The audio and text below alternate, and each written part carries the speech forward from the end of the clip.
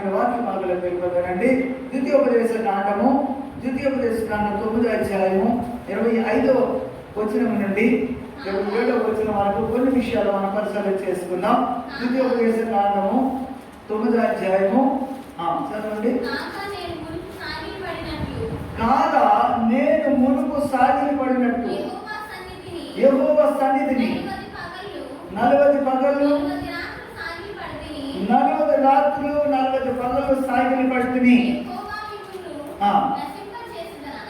యెహోవా మిమ్మల్ని నశింపచేసేదనగా నేను యెహోవాను ప్రార్థించుచు ఇలాగూ చెప్పితిని. యెహోవా నీవు నీ మహిమ వలన విమోచించి బాహుబలము వలన ఐగుప్తు నుండి రప్పించిన నీ స్వాస్థ్యమైన జనమును నశింపచేయకుము. నీ సేవకులైన అబ్రహాము, ఇస్సాకు, యాకోబులను జ్ఞాపకం చేసుకొనము. ఈ ప్రజల కాఠిన్యమునైనను వారి చిరుతలమునైనను వారి పాపమునైనను చూడకము. అలాగే దేవుడు తన పరిశుద్ధ వాటిని ఆస్వాదించిన కాక. ప్రీతి బిడ్డలారా, ఇక్కడ చూడండి, మోసేకి ఇక్కడ ఎవరైనా ప్రోత్సహించారా? అయ్యా నువ్వు వెళ్ళి మళ్ళా 40 రాత్రులు 40 పగలు వెళ్ళి ప్రార్థన చేస్తే కానీ మళ్ళా కుదరదు అని ఎవరైనా ప్రోత్సహించారా అంటే లేదండి. మునుపటి వలె మరలా ఆయన దేవునికి సన్నిధిలో సాగిలి పడ్డాడంట మోషే. ఎందుచేత మునుపటి వలె అనే మాట ఉపయోగించారు? ఎందుచేత మునిపు ఎలాగైతే 40 రాత్రులు 40 పగలు దేవుని యొక్క సన్నిధిలో సినాయి పర్వతం మీద ఆయన ఎక్కి అక్కడ దేవుని యొక్క నామాన్ని బట్టి ప్రార్థన చేయడం వల్ల ఇశ్రాయేలు జనాంగానికి దేవుడు ధర్మశాస్త్రం దేవుడు ఇచ్చాడు. ఆ ధర్మశాస్త్ర ఆ పలకలను, ఆజ్ఞలు గల పలకలను ఇశ్రాయేలు చేసిన దోష క్రియలను బట్టి దేవుని యొక్క కోపం వారిని మండిపడిపోతున్నప్పుడు నువ్వు తప్పుకో, నువ్వు ఊరుకో, నేను వాళ్ళకి నిమిషంలో కాల్ చేస్తానని దేవుడు అక్కడ చెప్పిన మాటను బట్టి మోషే వెంటనే సాగిలపడి దేవునికి ప్రార్థన చేశారు. తర్వాత మళ్ళా వాళ్ళు చేసిన దుష్కార్యాలు బట్టి ఆ కోపాన్ని తట్టుకోలేక మోసే 2 రాత్రి పలకలను పగలు పెట్టేసేటప్పుడు ప్రజలు మళ్ళా మోసే ఏం చేశాడంటే మునుపుటి వలె మళ్ళా 40 రాత్రులు 40 పగలు ప్రార్థన చేయవలసిన ఆవశ్యకత కలిగింది. అందుచేత ఇశ్రాయేలు ప్రజలకి, ఇశ్రాయేలు జనాంగానికి ధర్మశాస్త్రం చేతిలో ఉందంటే దేవుడు అతను 40 రాత్రులు 40 పగలు వెళ్ళి ఆ త్యాగంతో చేసిన ప్రార్థన ఫలితమే ఈరోజు ప్రతి ఒక్కరి చేతిలో దేవుని యొక్క ధర్మశాస్త్రం కలిగి ఉంది. కనుక పిల్లరా, అందుకే యోహాను సువార్త 1వ అధ్యాయంలో 17వ వచనంలో మాట్లాడబడి ఉంటుంది. చూడండి, యోహాను సువార్త 1వ అధ్యాయం 17వ వచనం. అదిగో ధర్మశాస్త్రము మోసే ద్వారా అనుగ్రహించబడెను. ఏం కలిగింది? దేవుని ప్రభువైన యేసుక్రీస్తు ద్వారా కృపయు సత్యము. హల్లెలూయా! ఈ దేవుని కృపలో మనం ఉన్నాము. ఆయన ద్వారా సత్యమును అనుసరించడానికి కృపా సత్యం అనేది యేసే వారు కలిగింది. ధర్మశాస్త్రం అంటే ఎవరి వల్ల వచ్చింది? మోషే ద్వారా మనకు అనుగ్రహించబడింది. 40 రాత్రులు 40 పగలు ఆయన వెళ్ళి ఎంతో త్యాగంతో ఆయన ప్రయాసతో మునుపుటి వలే అని చెప్పబడుతుంది. వీళ్ళరా అంటే వ్యక్తిగతంగా వారు తీసుకునే నిర్ణయం మనం కూడా దేవుని యొక్క సమూహంలో మనం కూడా కొన్ని నిర్ణయాలు తీసుకోవాలి. ప్రస్తుత కాలంలో కరోనా వైరస్ అనేది ప్రతి గ్రామంకి విజృంభిస్తున్న కారణాన్ని బట్టి మనం కూడా మునుపటి వలె దేవుని యొక్క సంధిలో గోజాడవలసిన, మునుపటి వలె చేయి ప్రేయర్లు, మునుపటి వలె ఉపవాస ప్రార్థనలు మళ్ళా మనం చేయవలసినటువంటి అవసరత ఉంది. గతంలో మనం చేశాము, మళ్ళా మనం చేయాల్సిన అవసరం ఉంది. మోషే గతంలో ప్రార్థన చేశాడు, రాతి పలకలు ఆయన ఆజ్ఞలు గల పలకలు తీసుకొచ్చాడు. మళ్ళా దేవుని సంధిలో ప్రవేశించాల్సిన అవసరం వచ్చింది. కాబట్టి మనం కూడా నిర్ణయాలు తీసుకొని ప్రభుత్వం అయితే రేపటి నుంచి మళ్ళా మనం ఉపవాస ప్రార్థనలు చేయి ప్రేయర్లని మళ్ళా కొనసాగించాలి. కొంతకాలము ఏం చేయాలంటే పరిస్థితుల కాలంలో ఆ యొక్క పరిస్థితులు ఒక్కసారి మనం అధ్యయనం చేసినట్లయితే రోజుకి కేసులు పెరిగిపోతూనే ఉన్నాయండి. కరోనా కేసులు. అందుచేత మన నిర్ణయం తీసుకోవాల్సినటువంటి పరిస్థితి దేవుని సన్నిధిలో కనిపెట్టి ప్రార్థన చేసినప్పుడు మోషే ఎలాగైతే మునుపటి వాళ్ళు ప్రార్థన చేశారో మనం కూడా గతంలో మనం చేసాము. పరిశుభ్రం మనం కూడా గతంలో కొన్నిసార్లు చేసాం. 24 గంటలు చేసి ప్రేయర్ చేసాము. అలాగే సంఘం అంతా కలిసి రోజుకు ఫ్యామిలీగా ఉపవాస ప్రార్థనలు చేయడం జరిగేది. అలాగే మనం కూడా దేవుని చిత్తమైతే మునుపటి వాళ్ళే మనం కూడా కొంతకాలం మళ్ళీ ఉపవాస ప్రార్థనలు చేయి ప్రేయర్లు మళ్ళీ మనం కొనసాగించాలని దేవుని వాక్యములు బట్టి అలాగే పరిస్థితులు బట్టి కొన్ని నిర్ణయాలు తీసుకోవాల్సినటువంటి ఆవశ్యకత కలిగింది. అందుకు దేవుని సన్నిధిలో ప్రార్థన చేశాము. దయచేసి మనం అందరూ కూడా సహకరించి మనంతో మన ప్రార్థన సహకారాన్ని మనం అందించాలి. కాబట్టి ప్రియులారా, అయితే ఒకసారి చూద్దాము. చూడండి, మనం చేసే ప్రార్థన దేవునికి ఎలా ఉండాలో ఒకసారి మత్తయి సువార్త యేసుక్రీస్తు ప్రభువారు మాదిరి చేసి చెప్తున్నారు. చదవండి ఒకసారి మత్తయి సువార్త 6:6 దయచేసి చదివాం. మీరు ప్రార్థన చేయనప్పుడు గదిలోనికి వెళ్ళి అదుగో ఎక్కడికి వెళ్ళాలన్నారు? మీరు ప్రార్థన చేసేటప్పుడు మీ గదిలోనికి వెళ్ళండి, తలుపు వేసి రహస్యమందున్న మీ తండ్రికి ప్రార్థన చేయవలెను. అప్పుడు రహస్యమందు తండ్రి చూసి నీకు ప్రతిఫలమిస్తాడంట. హల్లెలూయా! నీవు గదిలోనికి వెళ్ళి నువ్వు రహస్యమందున్న నీ తండ్రికి నీవు గదిలోనికి వెళ్ళి తలుపు వేసుకొని ప్రార్థన చేయమని. వ్యక్తిగత ప్రార్థన చాలా అవసరం అండి. వ్యక్తిగత ప్రార్థన చాలా అవసరం. చాలా మందికి ప్రార్థన చేయడానికి సమయం ఉండదేమో మరి, ఎందుకంటే వాళ్ళు లేచిపోతారు. రాత్రి అంతా దేవాన్ని కనికరం చూపించావు, సాయం చేసావు, సజ్జనుగా లేపేవని కనీసం వ్యక్తిగత ప్రార్థన చేసుకోకుండా లేచిపోయి వాళ్ళ ఇష్టానుసారం వారి కార్యక్రమాలకు వెళ్ళిపోతూ ఉంటారు. ప్రియులారా, రాత్రంతా దేవుడు మనం కాచి కాపాడినందుకు ఉదయాన్నే లేచి వ్యక్తిగతంగా ప్రార్థన చేయాలి. ఇక్కడ కూడా ఏం చెప్తున్నారంటే, నీవు లేచి వెళ్ళి నీకు రహస్యమందున నీ తండ్రికి నువ్వు ప్రార్థన చేయి. వ్యక్తిగత ప్రార్థన ఉండాలి.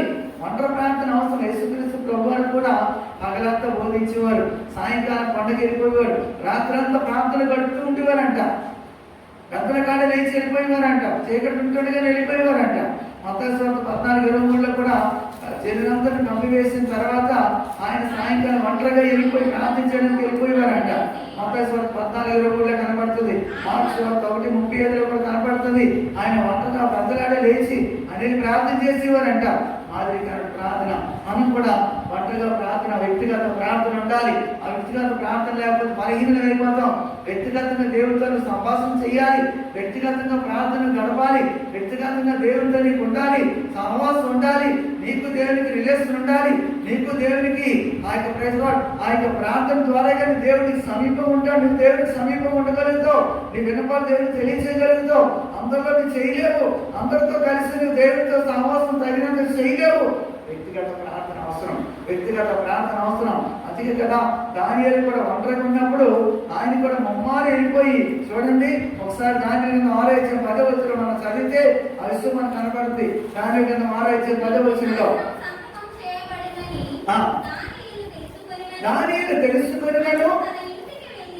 చూసారా, అతడు తన ఇంటికి వెళ్ళి యథాప్రకారంగా, చూసారా, యథాప్రకారంగా ఆయన ముమ్మారు మోకాలు కొని యెరూషలేము తన ఇంటి పై కిటికీలు అంటే యెరూషలేము తట్టు తీసి తెరవగా ఆమె తన దేవునికి ప్రార్థన చేయించు ఆయనను స్తుతించు వచ్చాడంట. తన ఇంటి పైగదికి వెళ్ళిపోయాడు, మేడ మీదకి వెళ్ళిపోయాడు. చూస్తారండి, మోకాలు నుంచి తన ఇంటికి పైగది కిటికీలు తెరిచి, పైగది కిటికీలు తెరిచి యెరూషలేము తట్టు తెరిచి ఉంటుండగా, అంటే దానియేలు కూడా ఆయన ఒంటరి స్థితిలో శాస్త్రము చేయబడిన సంతకం చేయబడి తెలుసుకున్నప్పటికీ కూడా ఆయన వ్యక్తిగత ప్రార్థన మానలేదు. ముమ్మారు ఎలాగైతే మోకాలను ప్రార్థన చేసేవాడు, ఆ ప్రార్థన కదండి ఆయన సింహం నుంచి రక్షించగలిగింది, దేవునికి రూపు చూపించగలిగాడు. కనుక దేవుని బిడ్డలారా, వచ్చిన పరిస్థితులు బట్టి మనం కూడా కొన్ని నిర్ణయాలు తీసుకోవాలి. కొన్ని నిర్ణయాలు, మంచి నిర్ణయాలు కొన్ని తీసుకోవాలి. కొన్ని లోకానుసార నిర్ణయాలు తీసుకొని దెబ్బతినేస్తాం. Praise God. బైబిల్ గ్రంథం దేవుని చిత్తమైతే సమయాన్ని బట్టి ఒక 2-3 రాజులు మీకు పరిచయం చేయాలనుకుంటున్నాను. ప్రియులనా, అయితే చూద్దాం. మరి కొన్ని విషయాలు మనం పరిశీలన చేసిన తర్వాత వ్యక్తిగత ప్రార్థన, కొన్ని ప్రార్థన జీవితాన్ని, మన జీవితాన్ని ఎంతగానో మన కుటుంబాల్లో, మన యొక్క వ్యక్తిగత జీవితాల మీద ప్రభావం చూపిస్తూ ఉంటది. ఆ ప్రార్థన ఫలితమే దేశం మీదకి కూడా, సమాజం మీద కూడా ఆ యొక్క దినాల వారు చేసిన ప్రార్థన ఫలితమే ఆ సమాజం మీద ఎలాంటి ప్రభావం చూపిందో దాని విషయంలో నేర్చుకుందాం. పిల్లరా ఒకసారి నుండి సమూయేలు గ్రంథంలోకి వెళ్తే, సమూయేలు గ్రంథం 1 సమూయేలు గ్రంథం 15-11 దయచేసి చదువుకుందాం. 1 సమూయేలు గ్రంథము 15-11 దయచేసి ఇక్కడ చూద్దాం. సౌలు అమాలేకీయులను చంపేసి అమాలేకీయులను ఏ ఒక్కటి కూడా మీరు నుంచి తీసుకురావద్దని చెప్పినప్పుడు సౌలు దాన్ని తిరస్కరించి మాట వినలేదంట. వినగాక ఆయన వెనక్కి తీశాడని దేవుడు గుర్తించి, చూడండి అక్కడ సమూయేలు ఏం చెప్తున్నారు, సౌలు నన్ను అనుసరింపక వెనుక తీసి నా ఆజ్ఞలను గైకొనకపోయిన కనుక, చూసారా, అతను రాజుగా నియమించినందుకు నేను పడుతున్నానని చెప్పేసి అందుకు సమూయేలు కోపవేశుడై రాత్రంతా యెహోవాకు ప్రార్థన మొరపెట్టుచుండెను. రాత్రంతా కూడా యెహోవాకు మొరపెట్టుచుండెనంట. అంటే రాత్రంతా ఆయన వ్యక్తిగతంగా ప్రార్థన చేస్తా ఉన్నాడు. Praise God. ఏం చేద్దాం, ఎందుకని సౌలు అతని దేవుని వెంబడించడంలో వెనక్కి తీశాడని. వెళ్ళరా వెనక్కి తీయడానికి కారణం ఆయన సొంత నిర్ణయాలు, సొగుతును ఆదరణ చేసుకుని ఆయన రాజ్యం నిలవలేదు, సౌలు రాజ్యం పడిపోయింది. కారణం ఏంటంటే ఆయన తీసుకోవాల్సిన నిర్ణయం సరైన నిర్ణయం తీసుకోలేకపోయాడు. దేవుని చిత్తం కంటే ఆయన ఉద్దేశమే కరెక్ట్ అనుకున్నాడు. దేవుని ఆలోచన కంటే, దైవజన్య ఆలోచన కంటే ఆయన ఆలోచన నిర్ణయం, ఆయన తీసుకున్న నిర్ణయం మంచిది అనుకున్నాడు. ఆయన కొన్నిసార్లు మానవ జీవితంలో కొన్ని రకాల మనకి ప్రకృతి విషయాలు ఆలోచించినప్పుడు కొన్ని విషయాలు మంచిగా అనిపించినా అది మనం దాన్ని అంటే కొన్ని విషయాలు మనం చెడుగా అనిపించినా దాన్ని మనం చేయాల్సిందేనండి. దేవుని నిర్ణయం మనం నిగ్రహించకూడదు. ప్రకృతి విషయం మంచిగా అనిపిస్తుంది మనకి, కానీ దైవ దృష్టిలో అది దేవునికి ఇష్టమైన కావాలి మనం గ్రహించి ఆయనకి ఇష్టాన్ని మనం నెరవేర్చినప్పుడు మన జీవితాల్లో సత్పద్ధతులను మనం చూడగలుగుతాం. కనుక ప్రియమైన బిడ్డలారా ఒకసారి చూద్దాం. రాజుల గ్రంథంలోకి వెళ్ళిపోయినట్లయితే రాజుల గ్రంథం చూడండి. 1 రాజుల గ్రంథం 17వ అధ్యాయంలో 19వ వచనంలో అక్కడ సారపతి విధవరాలు, తన కుమారుడు చనిపోతాడు. చనిపోయినప్పుడు కూడా అక్కడ మేడగది మీదకి వెళ్ళి చూడండి అక్కడ ఏం జరిగింది ప్రార్థన చేస్తాడు.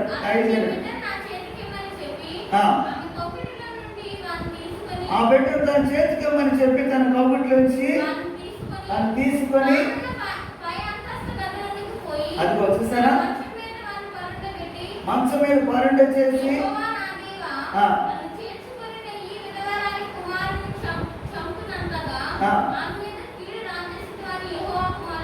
యెహోవాకు మొరపెట్టాడు.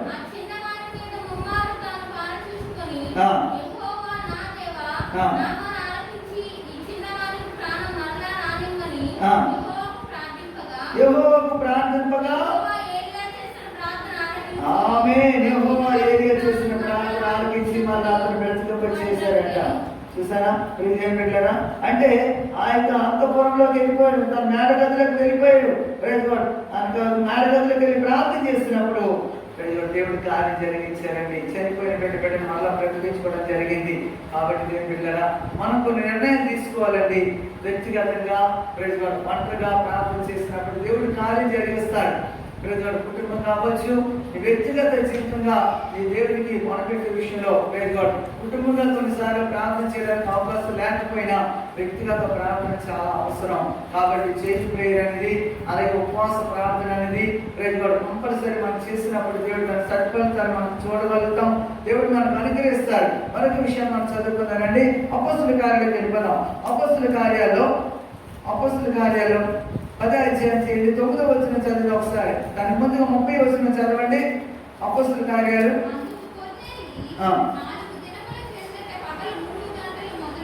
చూసారా, అందుకు కొర్నేలి 4 దినముల పిమ్మట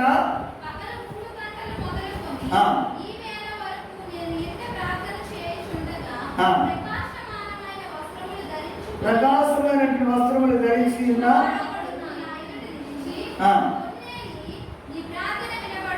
కొర్నేలి ప్రార్థన వినబడ్డాయి.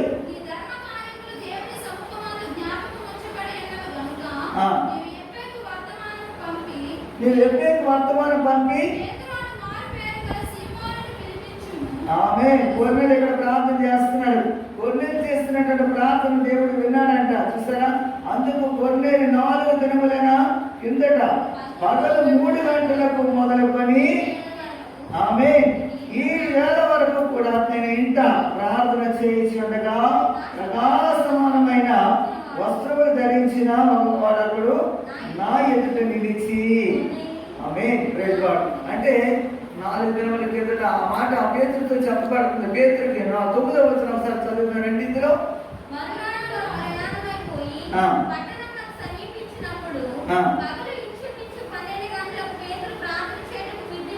మిద్ది మీదకి ఎక్కిన ప్రార్థన చేయడానికి పేతురు అంట పగలించి 3 గంటల టైంలో. Praise God. అంటే ఆ టైంలో కూడా ఆయన ప్రార్థన చేసే సమయమా? ప్రార్థన చేయడానికి మిద్ది ఎక్కేశారండి. కొన్నిసార్లు పగలు 12 గంటలు అవుద్ది, కొన్నిసార్లు పగలు 3 గంటలు అవుద్ది. 12 గంటల టైంలో మిద్ది మీదకి ఎక్కి ఆ పేతురు ప్రార్థన చేయడానికి ఎక్కేయడానికి మిద్ది మీదకి. అంటే ఆ యొక్క కుటుంబంలో కొన్నిసార్లు ఒంటరిగా ఉన్నప్పటికీ కూడా వ్యక్తిగత ప్రార్థన. ఈ ప్రార్థన ఏం చేస్తుంది? కొన్నేళ్ళ కుటుంబం రక్షించడానికి, అంతేకాకుండా అక్కడున్న అన్ని జనాంగం అంతటికి కూడా రక్షణ సువార్త ప్రకటించబడడానికి ఆ రోజు కొన్నేళ్ళు చేసిన ప్రార్థన, పేతురు చేసిన ప్రార్థన. Praise God. అన్ని జనాంగం అంతా రక్షించబడడానికి, రక్షణ సువార్త వినిపించబడడానికి ఆ దినాన కొన్ని ఆంక్షలు ఉండేవి. యూదులకి, సమరయులకి లేదా యూదులకి ఇతరులకి సాంకేతికలు కాదు. యూదులు కొంచెం నిష్ఠగా ఉంటూ ఉండేవారు. ఎందుకంటే ధర్మశాస్త్రం అనేది వాళ్ళే అనేటువంటి విధంగా ఉండేది. దేవుని యొక్క ధర్మశాస్త్రం యూదుల నుంచి ప్రారంభమైంది, రక్షణ యూదుల నుంచి ప్రారంభమైంది. అయినప్పటికీ కూడా యూదులు ఏం చేస్తారు? చాలా నిష్ఠగా ఉంటూ ఉండేవారు. కాబట్టి అప్పుడు అన్ని జనులకి కొంచెం ఎడంగా ఉంటూ ఉండేవారు. సువార్త వాళ్ళకి అందేది కాదు. అందుకే అక్కడ 36 వచ్చిన దగ్గరికి వచ్చేసరికి అక్కడ చూడండి పేతురు ఏమంటున్నారు? యేసుక్రీస్తు అందరికీ ప్రభు. యేసుక్రీస్తు అందరికీ ప్రభు. ఆయన ద్వారా దేవుడు సమాధానకరమైన సువార్తను ప్రకటించి ఇశ్రాయేలీయులకు పంపిన వర్తమానము మీరు ఎరుగుదురు. ఆమేన్. చూసారా? ఇప్పుడు ఒకసారి 34 వచ్చిన చదువునా? దేవుడు పక్షపాత కాడని నిజముగా గ్రహించి ఉన్నాను. ప్రతి జనములను ఆయనకు భయపడి నీతిగా నడుచుకుని వారిని ఆయన అంగీకరించును. చూసారా? ఆయనకు భయపడి ఆయన నీతిగా నడుచుకుని ప్రతి వారిని దేవుడు అంటే అంగీకరిస్తాడంట. అందుకే దేవుడు పక్షపాత కాదని నిజముగా నేను గ్రహించి ఉన్నానని చెప్పేసి తనకు వ్యక్తిగతంగా పేతురు సాక్షి చెప్తున్న మాట అక్కడ. అందుకే అక్కడ 36 వచ్చిన ఏమంటారు? యేసుక్రీస్తు అందరికీ ప్రభు అంట. ఆమేన్. దేవుడు సమాధాన సువార్త అనేది ప్రకటించబడింది కనుక ఇశ్రాయేలుకే కాకుండా అన్ని జనాంగానికి కూడా రక్షణ సువార్త ప్రకటించబడింది. ప్రియమైన పిల్లరా, అందుచేత దేవుడు పక్షపాతి కాదు. కాబట్టి మనం గ్రహించవలసింది ఏంటంటే మనం ప్రార్థన చేసేటప్పుడు ఏమైనా ప్రార్థన చేయాలి? పరలోకం ముందున్నటువంటి మన తండ్రి మహాక్షమంతా చూస్తున్నాడు. మత్తయి సువార్తలో 6వ అధ్యాయంలో 17-18 వచనాలు చూసి మరి కొంచెం ముందుకు వెళ్తాం. ఒక 10 నిమిషాలు మనం ముగించుకుందామండి.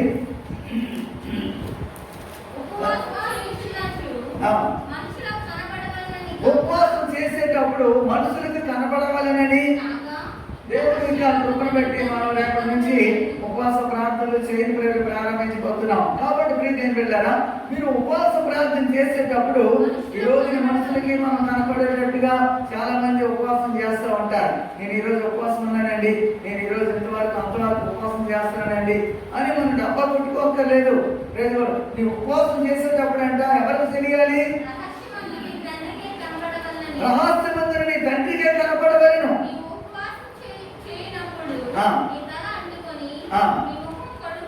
నీ తల అంటుకొని నీ ముఖం కడుక్కొని అప్పుడు రహస్యమందు చూచుచున్నా నీ తండ్రి నీకు ప్రతిఫలమిచ్చును. హల్లెలూయా. రహస్యమందు నీ తండ్రి చూస్తున్నాడు, ఆయన నీకు ప్రతిఫలం ఇస్తాడు. ఈరోజు మనుషులు కనపడాలని, మనుషుల దృష్టికి మనం ఉపవాసం చేయాలని, మనుషుల దృష్టికి నీతి మందులుగా కనపడాలని, మనుషుల దృష్టికి ఏదైతే చేయాలని అనుకుంటే మనుషుల వాళ్ళకి మనకు రాదు కదా. ప్రతిఫలం ఇచ్చేది ఎవరు? రహస్యమందున మన తండ్రి, పరలోకమందునటువంటి మన తండ్రి మాత్రమే మన ప్రతిఫలం ఇస్తారు. ఆయన తట్టు చూస్తూ మనం ఏం చేయాలి? ఉపవాస ప్రార్థన కొనసాగించుకోవాలి. మీరు చేసిన ప్రార్థన రహస్యం ఉందని మీ తండ్రికి తెలియాలని ఈ వ్యక్తిగత ప్రార్థన జీవితం మనం నేర్చుకుందాం. ప్రియులారా, ఈరోజు ఇద్దరు ముగ్గురు రాజుల గురించి మీకు పరిచయం చేయాలని చెప్పి ఆశపడుతూ ఉన్నాను. దయచేసి కొంచెం చూద్దామండి. మొట్టమొదటిగా థ్యాంక్ యూ జీసస్. హల్లెలూయా. 2వ రాజుల గ్రంథము 20 అధ్యాయాలకు వెళ్దాం. 2వ రాజుల గ్రంథం 20 అధ్యాయము ఒకసారి చూద్దాం. హిజ్కియా గురించి అక్కడ 3వ వచనం నుంచి 6వ వచనం చదివినట్లయితే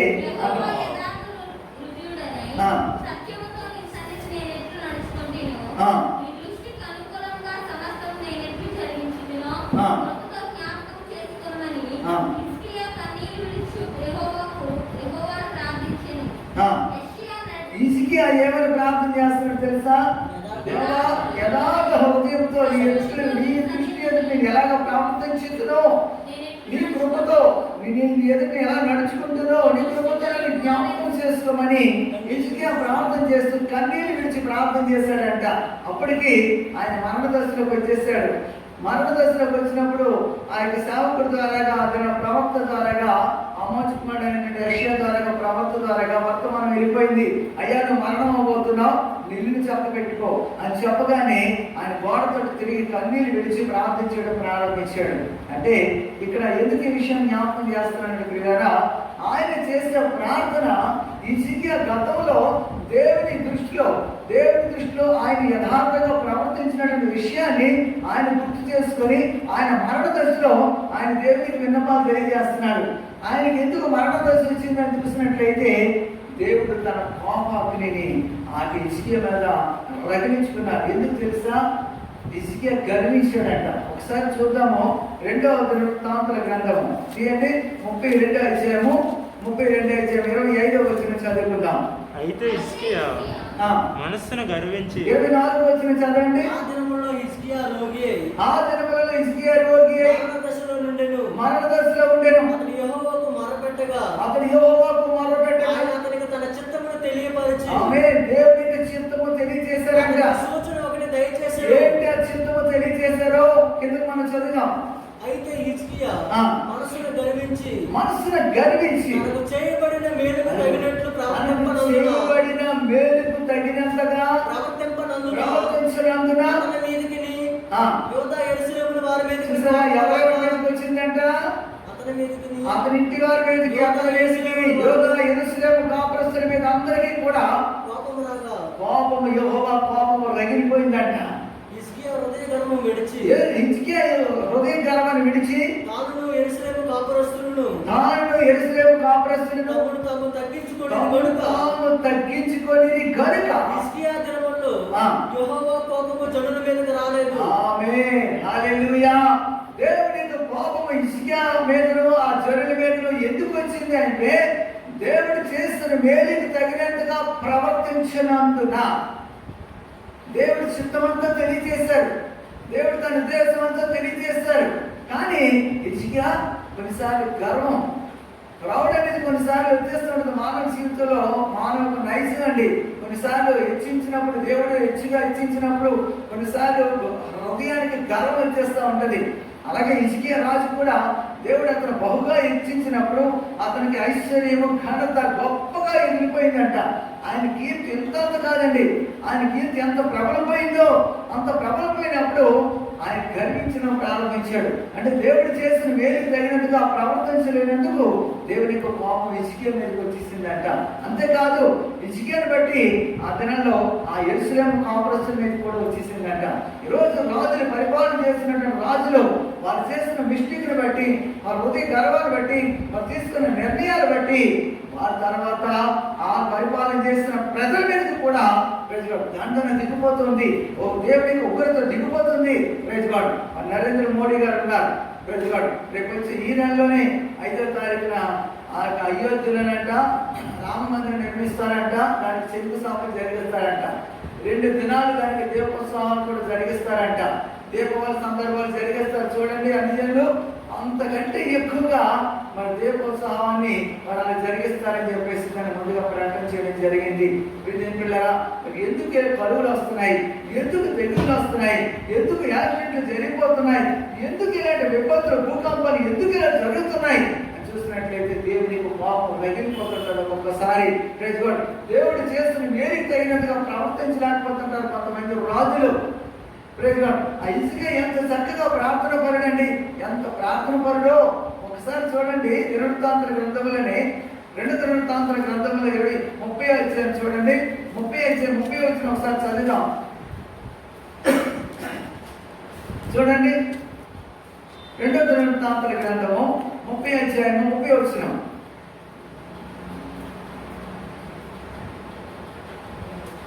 సారీ 20 వచ్చిన చదవండి. హిజ్కియా చేసిన ప్రార్థన చూస్తారా? చదవండి, మళ్ళీ చదవండి. 2 దినవృత్తాంతర గ్రంథము 30 అధ్యాయం 20 వచ్చిన. యెహోవా హిజ్కియా చేసిన ప్రార్థన అంగీకరించి జనులను స్వస్థపరిచెను.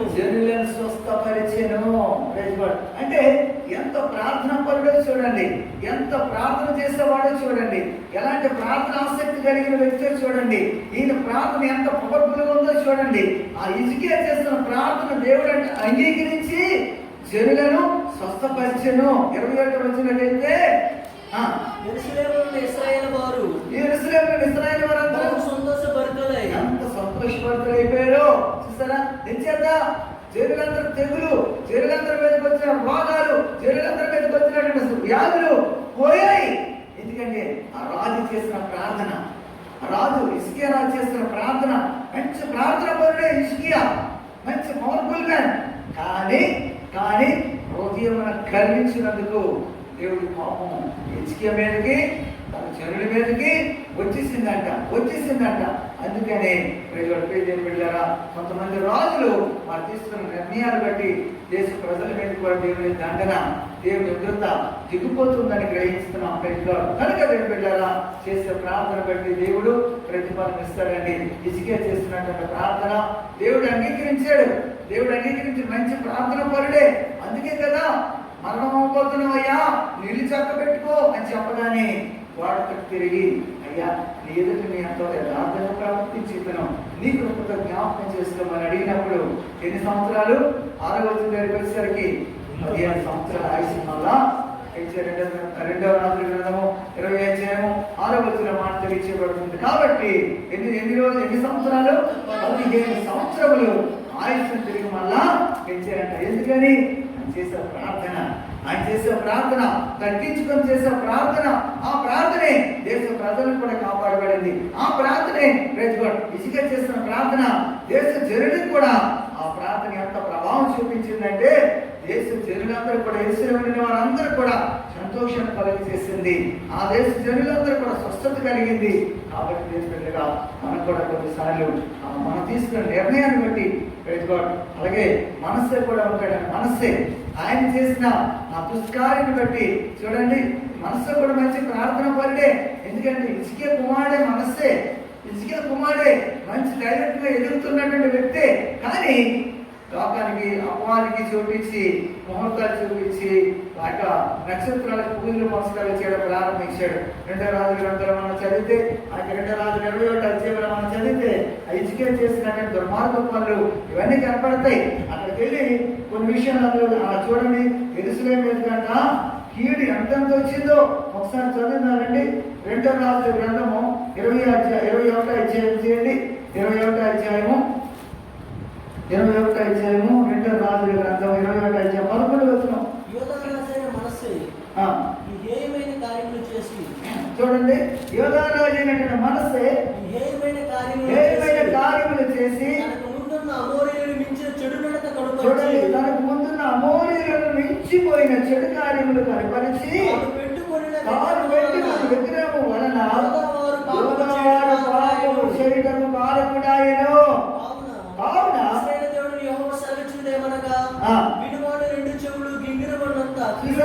ఇందువలన వినివారి చెవులన్నీ కూడా గింగిరమనేటట్టుగా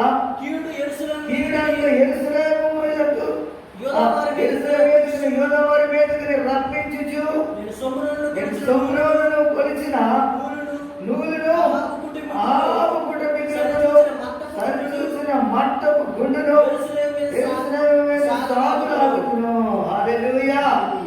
చూసారా? యెరూషలేములో జరిగిన కీడంట ఎంతంత కాదంట, వినివారి చెవులు గ్రీంకిరమైనట్లుగా ఇచ్చేత మనసు చేసినటువంటి కార్యములను బట్టి, మనసు చేసిన హేయమైన కార్యములను బట్టి దేవుడు ఎక్కడతా యెరూషలేము మీద దిగిపోయిందంట. యెరూషలేము మీదకి ఇప్పుడు చూద్దాం. 2వ దినవృత్తాంతాల గ్రంథం 33వ అధ్యాయము 12వ వచనం చదువుతారండి. అతడు శ్రమలో ఉన్నప్పుడు అతడు శ్రమలో ఉన్నప్పుడు దేవుడైన యెహోవాను బతిమాలుకొని అందుకోనండి, అతడు శ్రమలో ఉన్నప్పుడు తన దేవుడైన యెహోవాను బతిమాలుకొనెను. పెద్దల్లో దేవుని సన్నిధిని తన పెద్దల దేవుని సన్నిధిని తను బహుగా తగ్గించుకొనెను. హల్లెలూయా. అంటే ఇతను కూడా మంచి ప్రార్థన పరుడే. ఆయనకు మొరపెట్టగా ఆయన అతని విన్నపములు ఆలకించి యెరూషలేమునకు అతని రాజ్యములోనికి ఆమేన్. యెరూషలేములో తన రాజ్యానికి మరలా తిరిగి తీసుకుని వచ్చినప్పుడు యెహోవా దేవుడై ఉన్నాడని మనసుతో యెహోవాయే దేవుడని తెలుసుకున్నాడు మనిషి. అప్పుడు ప్రైజ్ గాడ్. ప్రియమైన పిల్లరా, అతడు కూడా మంచి ప్రార్థన పరుడే, మంచి ప్రార్థన పరుడే. కానీ హృదయములు గర్వించి అతిశయించి ప్రైజ్ గాడ్ మోగ విగ్రహానికి చోటించి సమస్య తెచ్చుకున్నాడు. అతని తర్వాత యెరూషలేములో కీడంట వినేవారి చెవులు గ్రీంకిరమైనట్లుగా కీడు ఎంత కీడో, యెరూషలేము మీదకి ఎంత కీడు వచ్చేసిందో, యూదా ప్రజల మీదకి ఎంత కీడు వచ్చేసిందో. తర్వాత అతను శ్రమలో ఉన్నప్పుడు తను బహుగా తగ్గించుకొని ప్రార్థన చేయడం ప్రారంభించాడంట. కాబట్టి ప్రీతి బిడ్డలారా, అందుచేత దేవుని యొక్క ఉగ్రత ప్రైజ్ గాడ్ చల్లార్చిపెట్టాడు. హల్లెలూయా. కాబట్టి మనం కూడా వ్యక్తిగత ప్రార్థన ప్రైజ్ గాడ్ మనం కూడా మర్చిపోకుండా మనం కూడా చెయ్యాలి బిడ్డలారా. దేవుని చిత్తమైతే ఇంకొక రాజు కూడా తెలియచేయాలనుకున్నాను. చూడండి, ఒకసారి మాట ప్రకారంగా చెప్పి ముగించాలని ఆశపడుతూ ఉన్నాను. కాబట్టి ప్రీతి బిడ్డలారా, చూడండి ఒకసారి సొలొమోను గురించి కూడా ఒకసారి మనం చదివినట్లయితే 1 రాజులు 3వ అధ్యాయము 10-11 వచనాలు చదవండి. Thank you lord. హల్లెలూయా. 1 రాజులు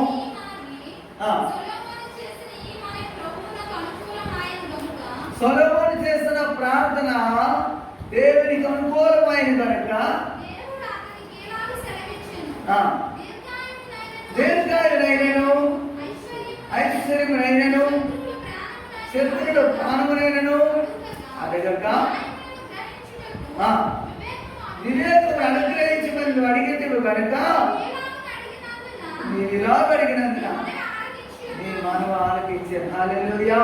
దేవుడికి అనుకూలమైన మనవి చేసినప్పుడు దేవుడు ఖచ్చితంగా వింటాడు. దేవుడు ఖచ్చితంగా వింటాడు. ఇందాక మనం చూసాము, ప్రైజ్ అపోస్తలుల కార్యాలు పేతురు చెప్తున్నాడు, యెహోవా యందు భయభక్తులు కలిగి ప్రైజ్ యథార్థంగా నడిచినప్పుడు దేవుడి పక్షపాత కాదు. ప్రైజ్ తన దృష్టి యథార్థంగా నడుచుకున్నటువంటి వారికి, ఆయన భయభక్తులు కలిగి నడుచుకున్నటువంటి వారికి దేవుడి పక్షపాత కాదు. వారు ప్రార్థన వింటాడు. కొన్నేళ్ళు భయభక్తులు కలిగి నడుచుకున్నాడు కాబట్టి కొన్నేళ్ళు ప్రార్థన వింటాడు.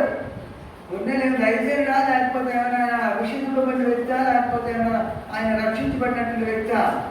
Praise God. కానీ కొన్నేళ్ళు ప్రార్థన దేవుడు ఎందుకు విన్నాడు? కొన్నేళ్ళు ప్రార్థన ఎందుకు విన్నాడు? యెహోవా యందు భయభక్తులు కలిగి నడుచుకున్నాడు, చెడుతనం విసర్జించాడు. యెహోవా యందు భయభక్తులు కలిగిన వ్యక్తి, అందుకే దేవుడు అతను ప్రార్థన ఆలకించాడు. హల్లెలూయా. కాబట్టి ఇక్కడ కూడా మనం చూస్తాము, సొలొమోను చేసిన ప్రార్థన దేవుడు ఎంత ఇష్టపడుతున్నాడండి, దేవుడికి ఎంత ఆనందం కలిగించిందండి. ఎంతగానో దేవుడు పొంగిపోయి సొలొమోను చేసిన ప్రార్థన ఆలకించి అతని ప్రార్థన దేవుడు విని అంట చెప్తున్న మాట ఏంటంటే, శత్రువుల ప్రాణమునైనను ఐశ్వర్యమునైనను ప్రజలను అడగలేదు, ఘనతనైనను అడగలేదయ్యా. నీ ప్రార్థనను అంగీకరించినాను, నీ ప్రార్థనను అంగీకరించాను. ప్రజలు ఇచ్చేత యాక్చువల్గా రాజులు ఉండవలసినటువంటి ఆలోచనలు, రాజులు ఉండవలసినటువంటి తలంపులు అతనిలో లేవప్పటికీ దేవుడంటే భయం గడగడలాడిపోడు. ప్రార్థన ప్రార్థన ప్రార్థన ప్రార్థన ప్రతి నిజంగా దేవుడి మీద ఆధారపడుతూ ఉంటున్నాడు. ఆ ప్రార్థన బట్టే దేవుడు ఆయన చేసిన మనం ఆలకించాడు. ఈ రోజు మనం కూడా ప్రియ బిడ్డలారా, దేవుడు నమ్ముకున్న తర్వాత ఎన్నోసార్లు మనం కూడా ప్రార్థన ఆత్మీయత ఎదుగుతూ ఉంటాం. ప్రార్థన ప్రతి విషయంలో ప్రార్థన వాక్యం ప్రార్థన వాక్యం ప్రార్థన వాక్యం అని చెప్పి మనం కొన్నిసార్లు దేవుడి దగ్గరికి వెళ్ళి అడుగుతున్నప్పుడు దేవుడు నిశ్చయంగా మన ప్రార్థన వింటాడు, ప్రార్థన ఆన్సర్ వస్తాడు. మనం ఎంత సంతోషిస్తుంటాం, మనం కూడా దేవుడు చేసిన కార్యాలు గుర్తు తెచ్చుకుంటాం, సాక్ష్యాలు చెప్తూ ఉంటాం. ఆ తర్వాత కొంతకాలంకి వచ్చేసరికి చల్లారిపోయిన వాళ్ళకి వెళ్ళిపోతాం, చల్లారిపోయి చిత్రం వెళ్ళిపోతాం, పడిపోతూ ఉంటాం. ఇదే పిల్లల వద్దు వద్దు. ఆ సొలొమోను ఏమైపోయాడు? ఎంత ప్రార్థన పరుడా, ఇంత ప్రార్థన పరుడా. చూడండి ఆయన ఏం జరిగిందో ఒకసారి అందులో 1 రాజులు 11వ అధ్యాయంలోకి వెళ్ళిపోతే 5వ వచనం చదవండి.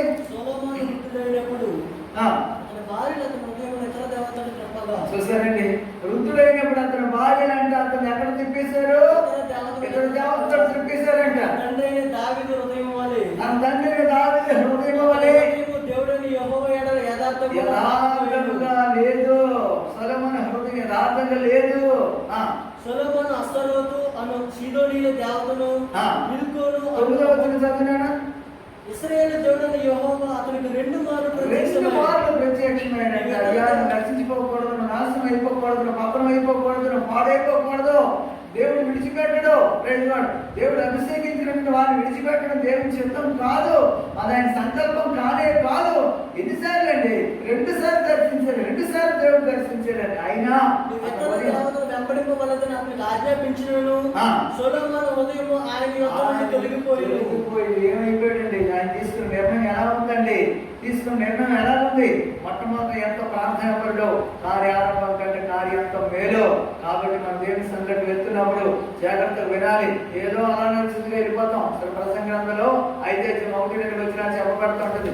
దేవుని మందిరానికి వెళ్ళినప్పుడు ఈ ప్రవర్తన ఎలా ఉందో జాగ్రత్తగా చూసుకోవాలి, అనాలస్యంగా ఉండకూడదు. చూడండి ఒకసారి మాట చదవండి ప్రసంగంలో. దేవుని మందిరానికి పోయినప్పుడు నీ ప్రవర్తన జాగ్రత్తగా చూసుకోవాలి.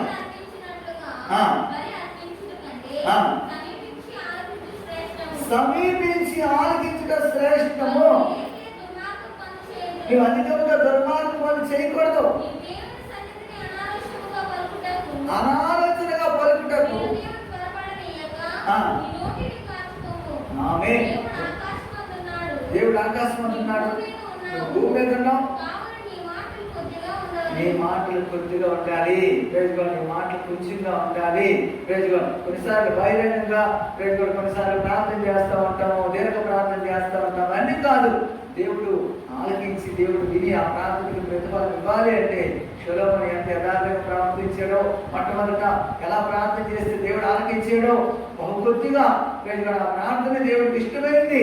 కాబట్టి నువ్వు కూడా నీ గదిలోకి వెళ్ళిపోయి రహస్యమందున నీ తండ్రి చూస్తుండగా నీవు ప్రార్థన చేయాలి, తలుపు వేసుకొని ప్రార్థన చేయాలి. యెషయా 26:21 వచ్చిన ప్రకారంగా ఏమంటున్నారు? ఉగ్రత తీరేంత వరకు కూడా కాసేపు ఎక్కడ ఉండాలి? ప్రవేశించి తలుపులు వేసుకో, ఉగ్రత తీరిపో వరకు కొంచెంసేపు దాగి హల్లెలూయా. ఉగ్రత తీరిపోయేంత వరకు కూడా దాగిండు. కాబట్టి పిల్లరా, మనం కూడా వ్యక్తిగత ప్రార్థన సంఘంగా మనం కూడా చేసే ప్రార్థనలు మనం చేద్దాము. అప్పుడు దేవుడు ప్రతిఫలం ఇస్తారు. ఆ దినాన చేశారు కదా, ఈజీగా చేసిన ఆ యొక్క గర్వాన్ని బట్టి యెరూషలేము ప్రజలందరూ వెతికి దేవుడికి కీడు చేసిందంట. అలాగే మనసు చేసినటువంటి దుష్కార్యాన్ని బట్టి యెరూషలేము యూదావారందరూ వెతికి కూడా కీడు చేసిందంట. మరి యొక్క ప్రార్థన జీవితాన్ని బట్టి కదండి మన మీద, మన కుటుంబాల మీద, మన గ్రామాల మీద, లేదా సంఘాల మీద, లేదా పట్టణాల మీద ఆధారపడి ఉంటుంది మనం చేసే ప్రార్థనే. కాబట్టి ఆ ప్రార్థన బట్టి దేవుడు మనలను రక్షిస్తాడు. ఆ ప్రార్థన జీవితాన్ని బట్టి దేవుడు మనకు విడిపిస్తాడు. ఆ దినాన ఆ యొక్క సౌలు చేసినటువంటి ఆ యొక్క తన సొంత ప్రవర్తన వల్లే కదా ఆ దినాల్లో కూడా యూదావారు ఇశ్రాయేలు ప్రజలు కూడా ఆ దినాల్లో రాజ్యం కోల్పోయింది. కాబట్టి మనం కూడా కొన్ని నిర్ణయాలు తీసుకోవాలి. మనం చేసే ప్రార్థన ఆధారం బట్టి దేవుడు కార్యం చేస్తాడండి. అతను దానియేలు అభ్యర్థులు చేసిన ప్రార్థన బట్టి కదా ఆ దినాన కల్దీయులు జ్ఞానులందరూ కూడా చనిపోవాలి, కానీ వారు రక్షించబడ్డారు. ఆ రాజు ఆజ్ఞ దేవుడమైంది, కానీ దేవుడి సన్నిధికి వెళ్ళి ఆ రాజు అంతా ప్రార్థన చేస్తారు ఎవరు. కాబట్టి ఆ ప్రార్థన ఫలితంగా అప్పుడున్న కల్దీయుల దేశంలో జ్ఞానులందరూ కూడా సంహరించబడారు, కానీ సంహరించబడకుండా కాపాడబడ్డారు. కాబట్టి మనం చేసే ప్రార్థన బట్టి మన పట్టణాలు, మన సంఘాలు, మన గృహాలు తప్పించబడడానికి, ఆ తెగులు బారిన పడకుండా కాపాడబడడానికి ఇసుకే చేసిన ప్రార్థన బట్టి ఆ దేశంలో అంతా యెరూషలేములో మనందరూ కూడా సంతోషపడతారు, స్వస్థత పొందారంట. మనం చేసే ప్రార్థన బట్టి కూడా దేవుడు మన కుటుంబాలు, మన గృహాలు, మన పట్టణాలు స్వస్థత పొంది ఆ తెగులు బారిన పడకుండా తప్పించబడలాగా మనం రేపటి నుంచి ప్రార్థన కొనసాగించుకున్నాం. మరి సమయ దేవుడు తన వాక్యం ఆశీర్వదించిన గాక. ఆమేన్.